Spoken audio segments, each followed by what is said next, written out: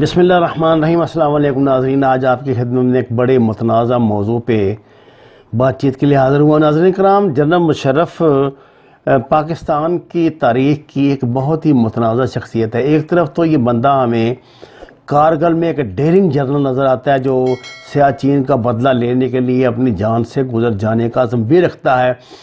دوسری طرف یہ بندہ کراچی میں صرف اپنے اقتدار کی طوالت کے لیے قتل عام کا لائسنس بھی دیتا ہوا ایم کو دکھائی دے رہا ہے۔ یہ بندہ پاکستان کے لیے اچھا تھا یا برا تھا، یہ تو سوال میں چھوڑتا ہوں سیاستدانوں پہ، لیکن میں اس دور کی بڑی ہی کنٹروورشل تاریخ یعنی 9/11 کے حوالے سے جن خیالات کا اظہار اس نے اپنی کتاب پاکستان فرسٹ میں کیا ہے، سب سے پہلے پاکستان، اس کا میں اختصار سے تھوڑا سا آپ کی خدمت میں عرض کرتا ہوں۔ آپ اس کی جنرل مشرف کی زبانی یہ واقعات سنیں، ممکن ہے اس کے بعد کوئی بہتر رائے قائم کر سکیں۔ یہ ہمارے سلسلہ علم و حکمت کی چوتھی کڑی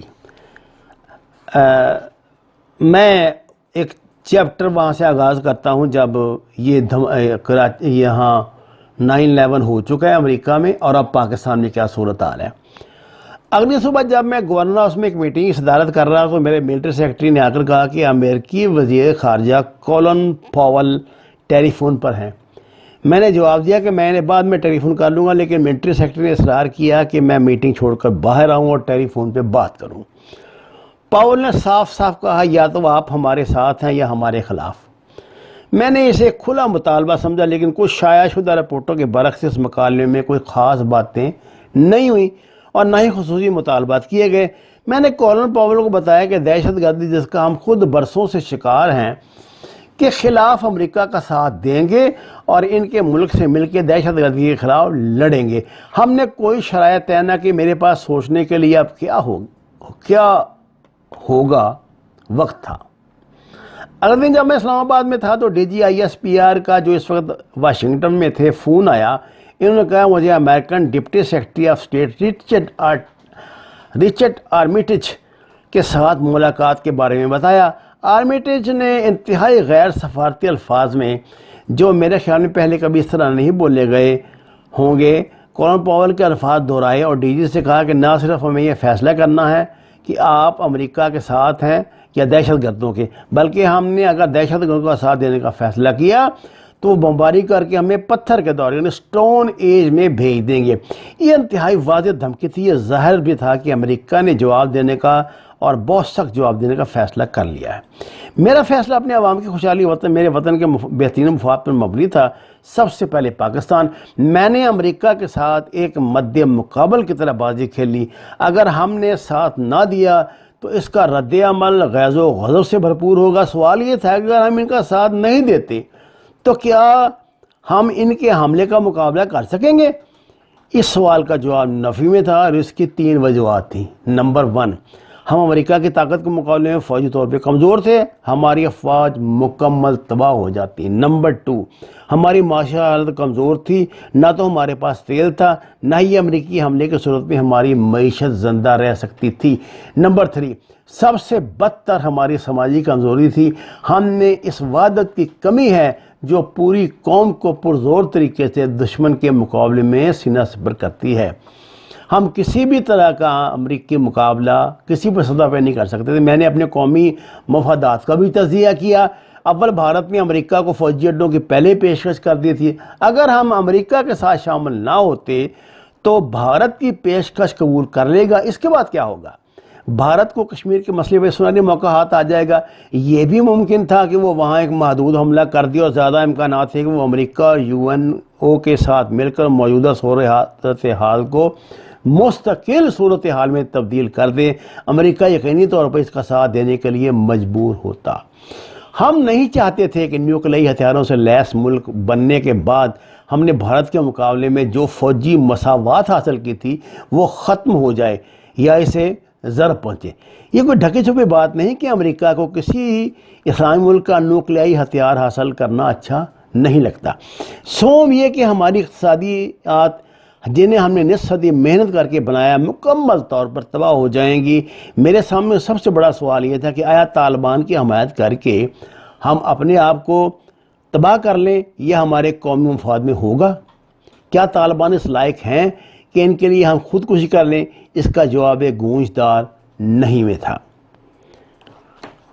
عام طور پہ کہا جاتا ہے کہ چھوٹے فائدے کے لیے دائمی تکلیف کو دعوت دینا بیوقوفی ہے۔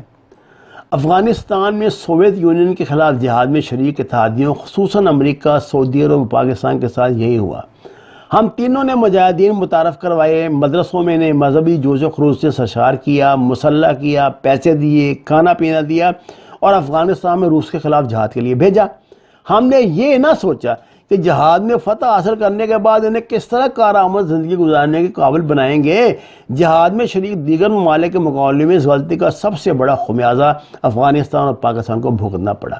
نہ ہی امریکہ نے غور کیا کہ اسامہ بن لادن جیسا تعلیم یافتہ مالدار انسان بعد میں اپنی اس تنظیم کے ساتھ کیا کرے گا جسے تشکیل دینے میں ہم سب نے اس کی مدد کی تھی۔ اس سے بھی بدتر یہ کہ امریکہ نے سوویت یونین کے انخلاء کے بعد افغانستان کی تعمیر نو اور ترقی کے بارے میں سوچا تک نہیں۔ امریکہ افغانستان کو اپنی حال پہ چھوڑ کے چلا گیا اور اس بات پر کوئی توجہ نہ دی کہ انتہائی مفلس اور غیر مستحکم لیکن انتہائی جدید ہتھیاروں سے لیس اور جنگجو سرداروں کے تابع ملک دہشت گردوں کی نہایت موضوع آماجگاہ بن جاتے ہیں۔ امریکہ کو یہ خیال بھی نہیں تھا کہ انتہائی مفلس غیر مستحکم انتہائی جدید ہتھیاروں سے لیس جنگجو سردار پاکستان کے ساتھ کیا سلوک کریں گے۔ امریکہ کو یہ خیال نہ آیا کہ پاکستان کا جو مہلک ہتھیاروں سے بھرا پڑا تھا اور جہاں ہیروئن جیسا جان لیوا نشہ متعارف ہو چکا تھا، کیا حشر ہوگا۔ علاوہ ازیں امریکہ نے 1985 میں منظور شدہ یک طرفہ پریسلر ترمیم کر کے ہم پر مالی عسکری پابندیاں بھی عائد کر دی تھیں، جو سال بہ سال صرف اس صورت میں اٹھائی جاتی جب ہر سال امریکہ کا صدر یہ سرٹیفکیٹ دے کہ پاکستان کے پاس ایٹم بم نہیں ہے۔ میں سمجھتا ہوں کہ دوستوں سے نجات پانے کا اس سے بہتر کوئی طریقہ نہیں ہے۔ میرے خیال میں سب سے بڑی کوتاہی یہ تھی کہ ہم نے یہ نہ سوچا کہ جن لوگوں کو اپنے اہداف حاصل کرنے کے لیے ہم مذہبی جوش اور نظریاتی ولولے سے سرشار کر رہے ہیں، ممکن ہے وہ بھی اپنے اہداف حاصل کرنے کے لیے محض عارضی طور پہ ہمارے ساتھ ہوں۔ ملا عمر کا ہدف افغانستان میں اقتدار حاصل کرنا تھا۔ اسامہ بن لادن کا مقصد شاید امریکہ، پاکستان اور سعودی عرب کی مالی اور فوجی امداد سے القاعدہ کی تشکیل اور آخر میں ایک اڈے کا حصول تھا جہاں سے وہ اپنی کارروائیاں کر سکے۔ اس قسم کی صورتحال میں یہ فیصلہ کرنا کہ کون کسے استعمال کر رہا ہے بہت مشکل ہوتا ہے۔ ہم یعنی امریکہ، پاکستان، سعودی عرب اور افغان جہاد کے دوسرے اتحادیوں نے خود ہی اپنے لیے افریتوں کو جنم دیا۔ ہم ان کے حقوق انسانیوں کو بری طرح پامال کرنے والے اعمال کو جنہیں وہ اسلام کی خود ساختہ تشریح کے نام پر کرتے تھے، انتہائی ناپسندیدگی سے دیکھتے تھے۔ ایک ایسی تشریح جو مسلمانوں کی اکثریت کے لیے ناقابل قبول ہو، جو ایک عظیم مذہب کو صرف بدنام کرتی ہے۔ ایک مرتبہ طالبان حکومت نے پاکستان سے افغانستان گئی ہوئی فٹ بال ٹیم کے کھلاڑیوں کو ایک کھیل کے دوران نکر پہننے کے جرم میں گرفتار کر لیا اور بطور سزا ان کے سر منڈوا دیے۔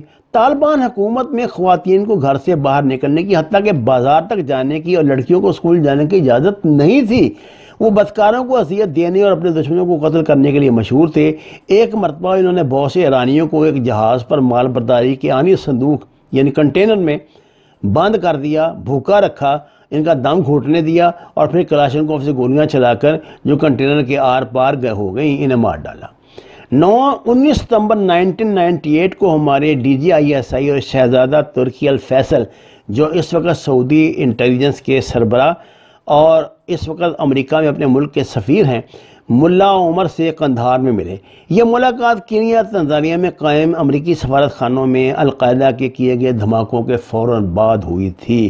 شہزادہ ترکی الفیصل نے ملا عمر سے اسامہ بن لادن اور ان کے دونوں دھماکوں میں ملوث ہونے کا اور اس کے آئندہ کے منصوبوں کا ذکر کیا، جن کا خوش قسمتی سے انکشاف ہو گیا تھا مگر دبا دیے گئے تھے۔ ان منصوبوں میں وہ جدہ میں قائم امریکی سفارت خانے کی عمارت کو بم سے اڑانا بھی شامل تھا۔